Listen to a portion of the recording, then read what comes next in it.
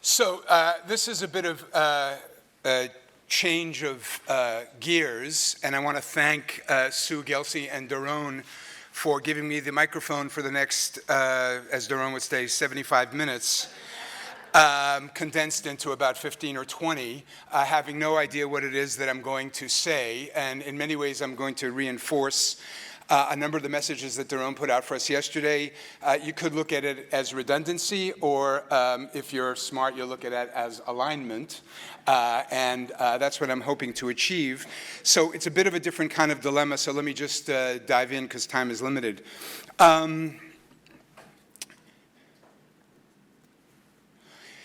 The universe is not made of atoms, it's made of stories. So let me tell you a story, which I've shared with some of you in the past, which will frame this part of our time together. About a decade ago, I made a presentation to the board of the JCC Association. And I told them this story from our practice in Boston at one of our preschools.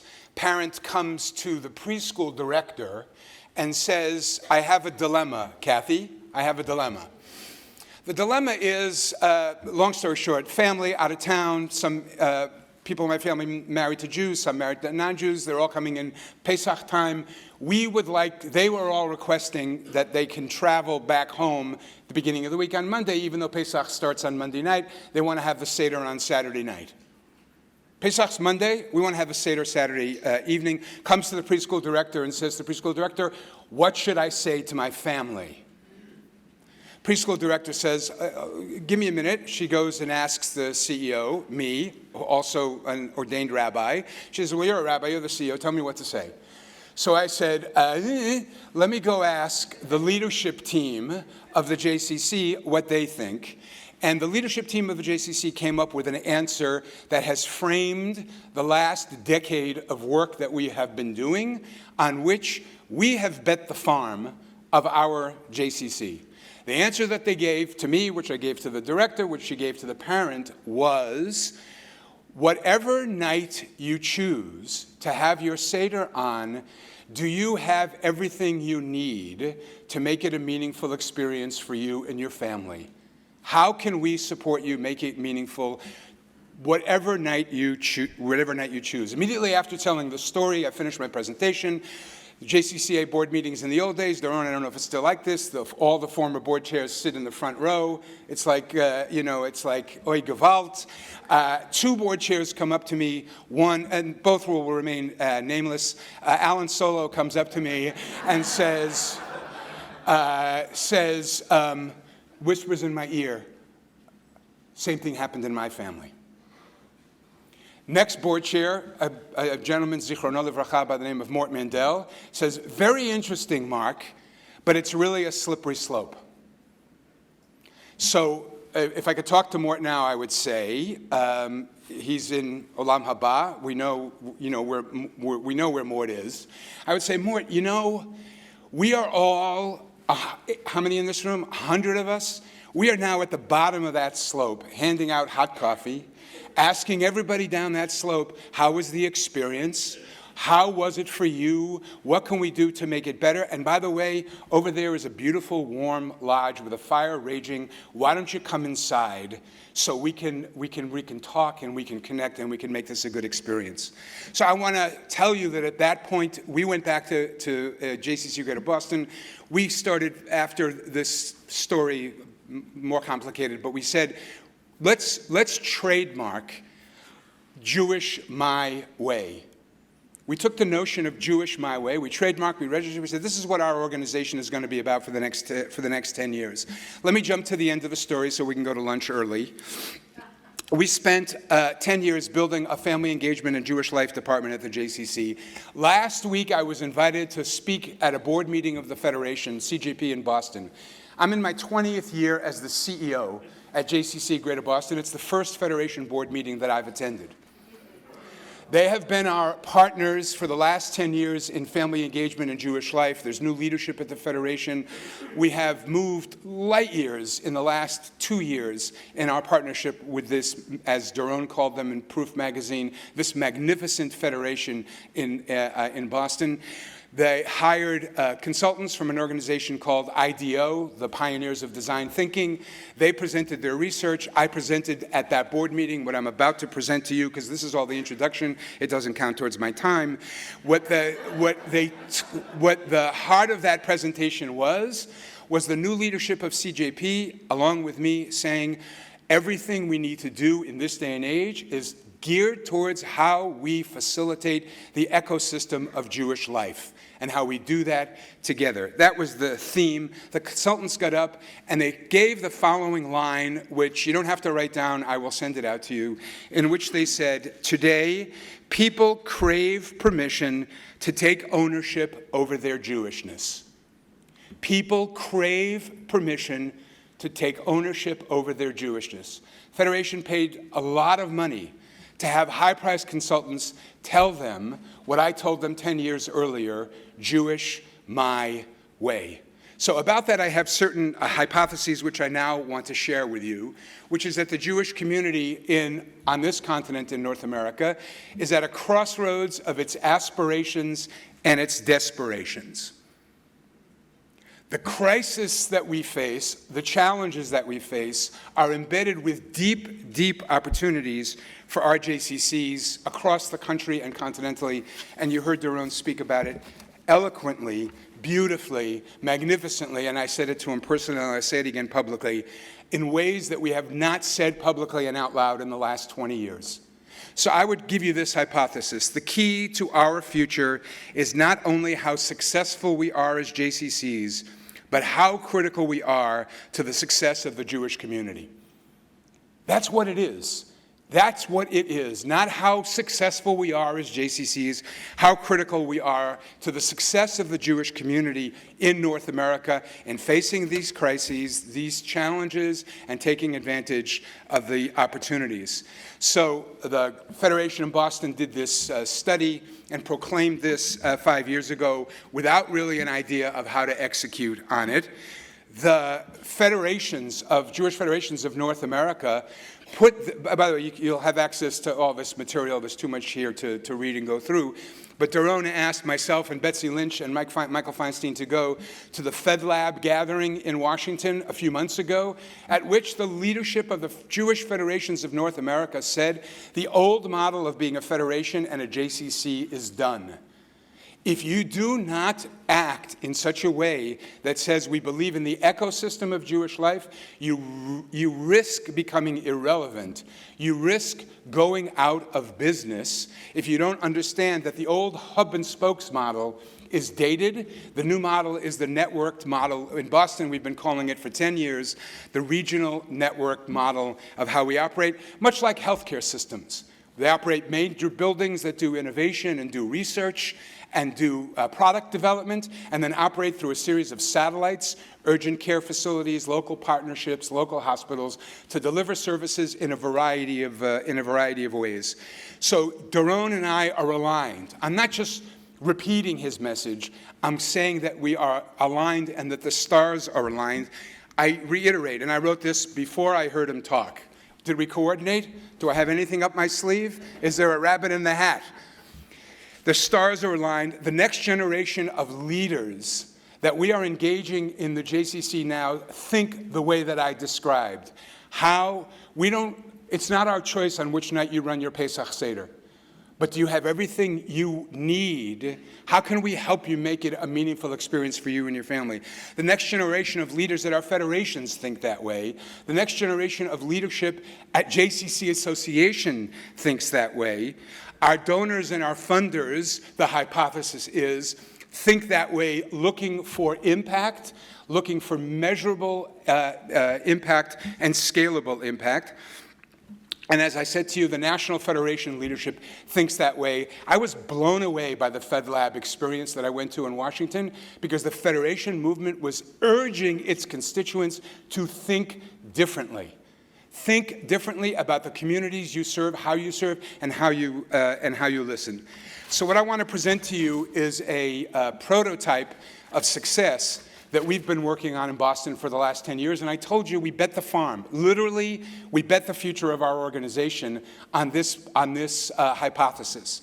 So to make a long story short, I took 21 leaders of our JCC, volunteer and professional leaders, to the Harvard Business School. The Harvard Business School. 10, 11 years ago, we studied the case study of the Saturday Evening Post, the famous case study that says you can go out of business if you stop listening to your customers, and even though you think the world can't live without you, you can disappear and the world will go on. And the professor, mentor, coach, Ben Shapiro, said to our leadership, "What business are you in at the JCC?" And we struggled with an answer. We came up with the answer that will surprise you. We said we're in the construction business.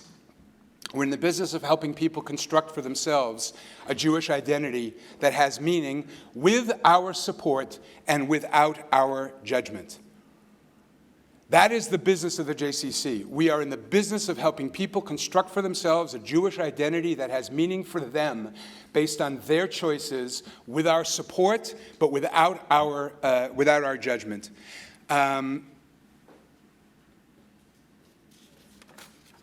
Why does that matter?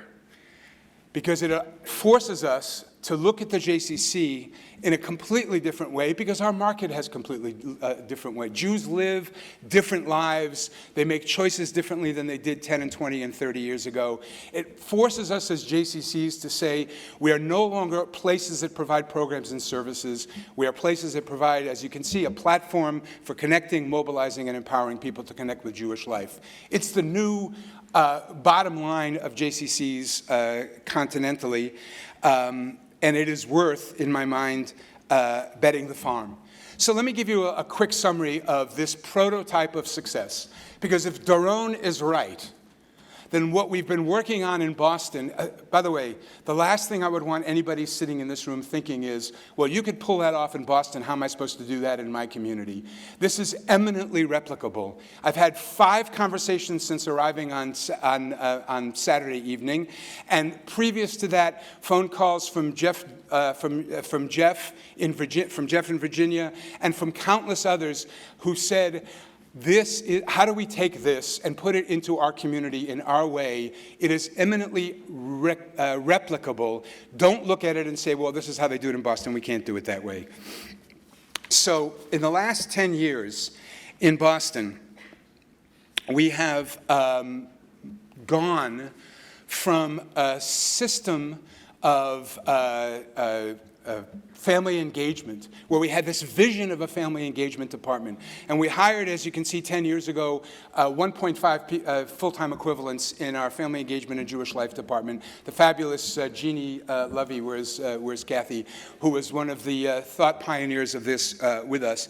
And we said we have this notion of how do we move beyond the walls of our facilities to meet people locally and regionally where they are, where they at. We designed this networked strategy. 10 years into this, we are at a point now where we operate with a family engagement and Jewish life staff of 23 people.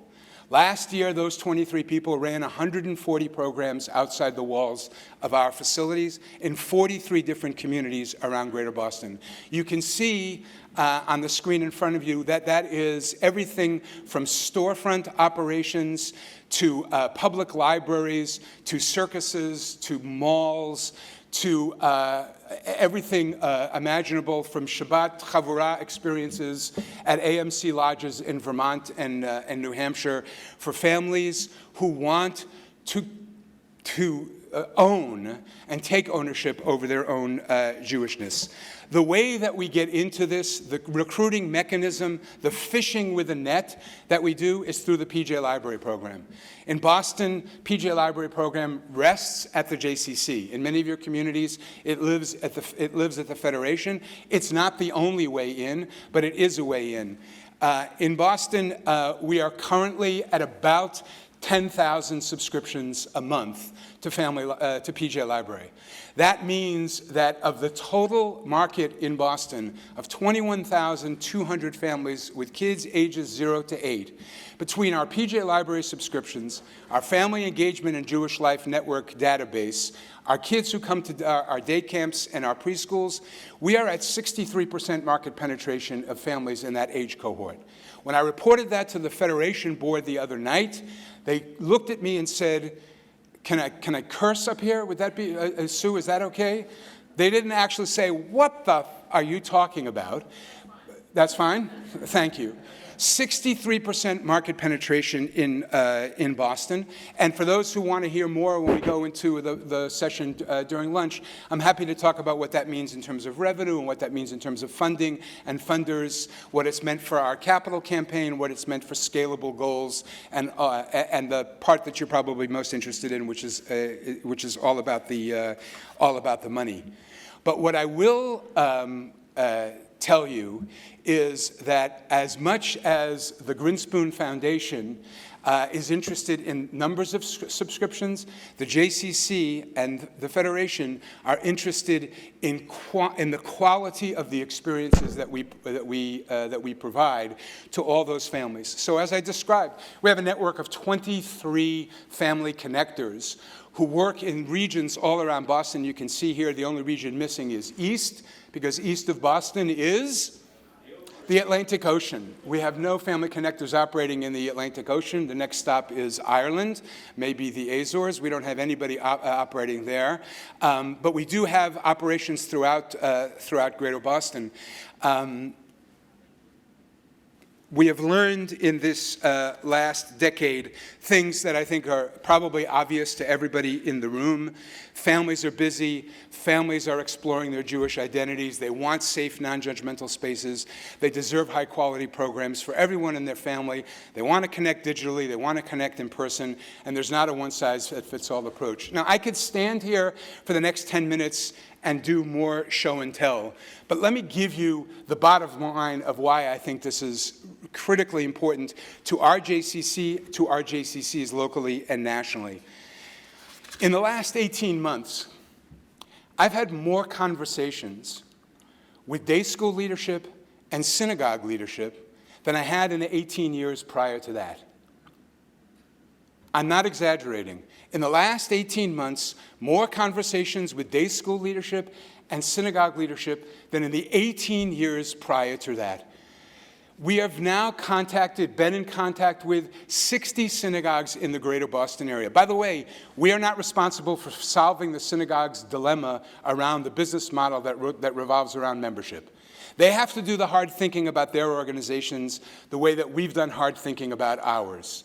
But what we can do for synagogues and day schools is provide learning and data that they would otherwise not have access to. We are the great holder of a treasure in the greater Boston area, and therefore I would hypothesize in every community in which you live that the data that we collect is a valuable treasure for those looking to increase day school enrollments, the value in synagogues. We had a conversation at the Federation board meeting where the head of one of the local day schools said, how is this going to bring more kids into more enrollment into our day schools?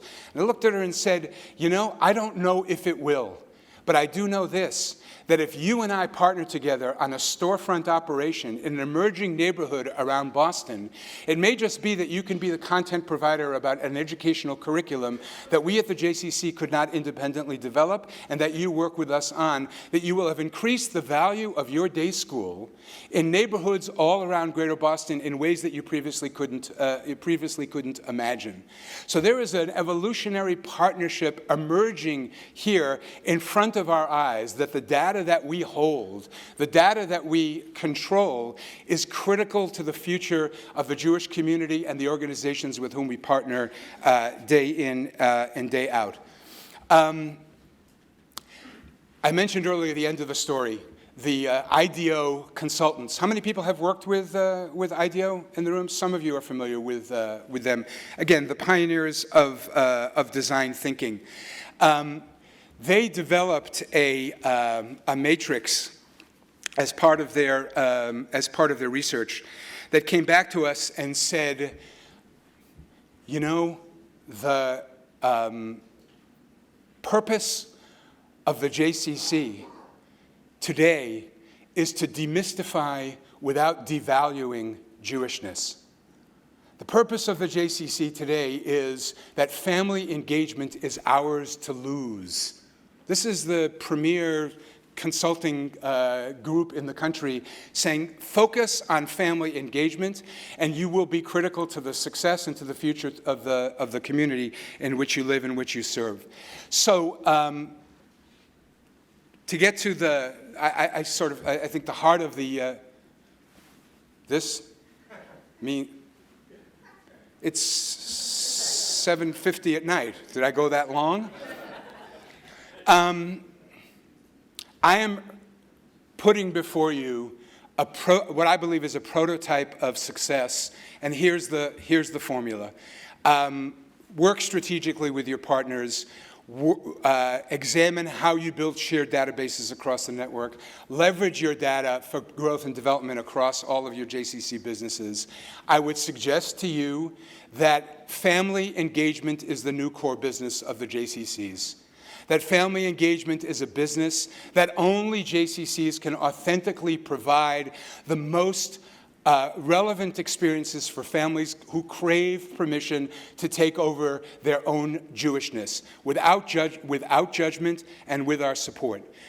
And I'll say it 1,000 times, our rising tide can raise all boats in the Jewish community locally and nationally. A footnote, this doesn't count against my time, Sue. The JCC Greater Boston Board just adopted a strategic pillar, and the pillar is that our job as a JCC, our success will be measured by how much support, how much assistance, how much measurable impact we provide to other Jewish organizations in Greater Boston. It's breakthrough. It is breakthrough to say that the mission of a JCC is measurable impact, not only on our own success and on our own members, but how we leverage our database to provide a platform for success for other Jewish organizations in our community. It's everything that Doron talked about, that partnership is not only key to the future, it is organic to the future, and there is no partner better than the JCCs. So work strategically across your organizations and your community to measure impact. In Boston, I cannot possibly know how many people who get PJ Library books and come to one of our 140 programs go to day schools for interviews. But if we work together, we will understand and we will gather that data.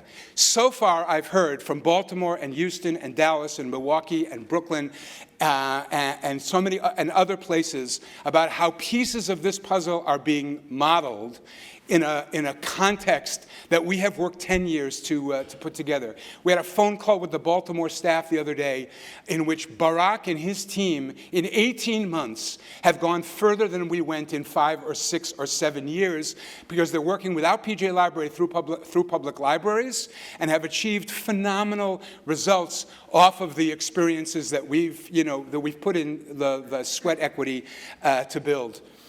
We have a unique role, as I've described. As Doron said to you yesterday, fundable, scalable impact. We are the partners of choice. We have spent 10 years in Boston trying to demonstrate that that is true. And as I've underscored 10 times today, there are many models of success if you open your heads to start thinking that this is the way that JCCs need to think going towards the future. So I would suggest to you that you've heard Doron speak about the 1.5 million who walk through our doors. It ain't enough. It ain't enough. In Boston, we have 10,000 families in the PJ Library program without advertising. We do not advertise. With advertisement, we will get to 15,000 or 17,000 monthly, and those many people in our family engagement database. 1.5 million is terrific.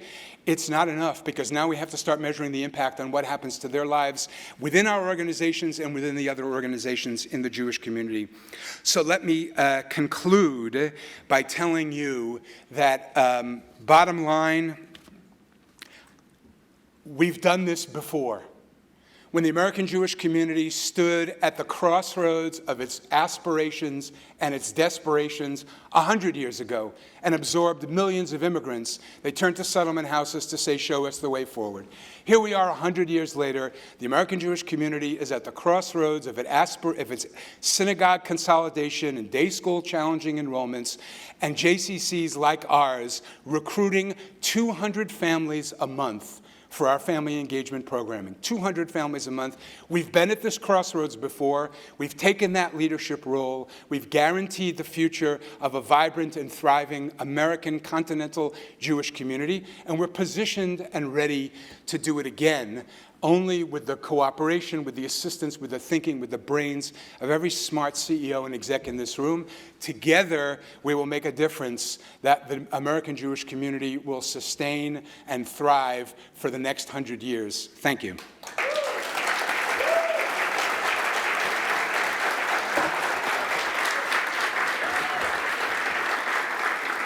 Oof.